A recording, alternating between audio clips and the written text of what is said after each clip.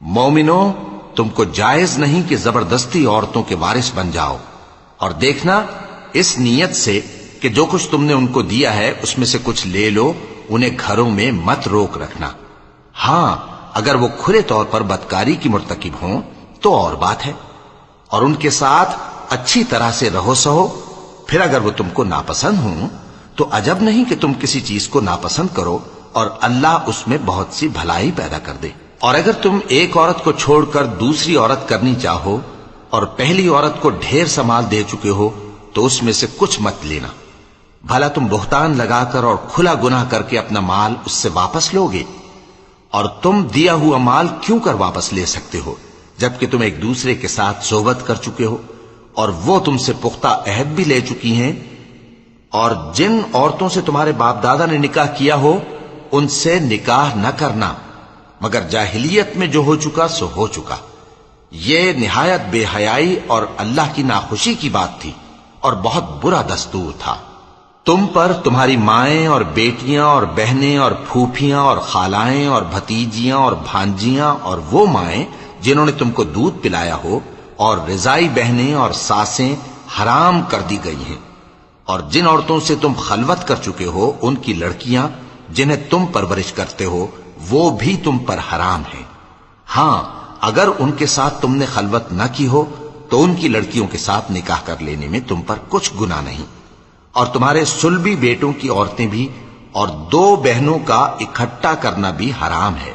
مگر جو ہو چکا سو ہو چکا۔ بے شک اللہ بخشنے والا ہے، بڑا مہربان ہے۔ اور شوہر والی عورتیں بھی تم پر حرام ہیں مگر وہ جو قید ہو کر باندیوں کے طور پر تمہارے قبضے میں آ جائیں۔ یہ حکم اللہ نے تم کو لکھ دیا ہے، اور ان محرمات کے سوا دوسری عورتیں تم کو حلال ہیں، اس طرح سے کہ مال خرچ کر کے ان سے نکاح کر لو، بشرطے کہ نکاح سے مقصود عفت قائم رکھنا ہو نہ کہ شہوت پرستی۔ تو جن عورتوں سے تم لطف اندوز ہوئے ان کا مہر جو مقرر کیا ہو ادا کر دو، اور اگر مقرر کرنے کے بعد آپس کی رضامندی سے مہر میں کمی بیشی کر لو تو تم پر کچھ گناہ نہیں۔ بے شک اللہ سب کچھ جاننے والا ہے، حکمت والا ہے۔ اور جو شخص تم میں سے مومن آزاد عورتوں سے نکاح کرنے کا مقدور نہ رکھے تو مومن باندیوں ہی سے جو تمہارے قبضے میں آ گئی ہوں نکاح کر لے، اور اللہ تمہارے ایمان کو اچھی طرح جانتا ہے۔ تم آپس میں ایک دوسرے کے ہم جنس ہو، پھر ان لونڈیوں کے ساتھ ان کے مالکوں سے اجازت حاصل کر کے نکاح کر لو، اور دستور کے مطابق ان کا مہر بھی ادا کر دو، بشرطے کہ وہ پاک دامن ہوں، نہ ایسی کہ کھلم کھلا بدکاری کریں اور نہ در پردہ دوستی کرنا چاہیں۔ پھر اگر وہ نکاح میں آ کر بدکاری کا ارتکاب کر بیٹھیں تو جو سزا آزاد عورتوں کے لیے ہے اس کی آدھی ان کو دی جائے۔ یہ باندھی کے ساتھ نکاح کرنے کی اجازت اس شخص کو ہے جسے گناہ کر بیٹھنے کا اندیشہ ہو، اور یہ بات کہ صبر کرو تمہارے لیے بہتر ہے، اور اللہ بخشنے والا ہے، مہربان ہے۔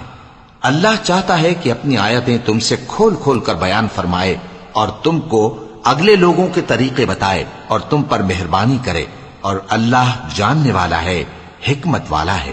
اور اللہ تو چاہتا ہے کہ تم پر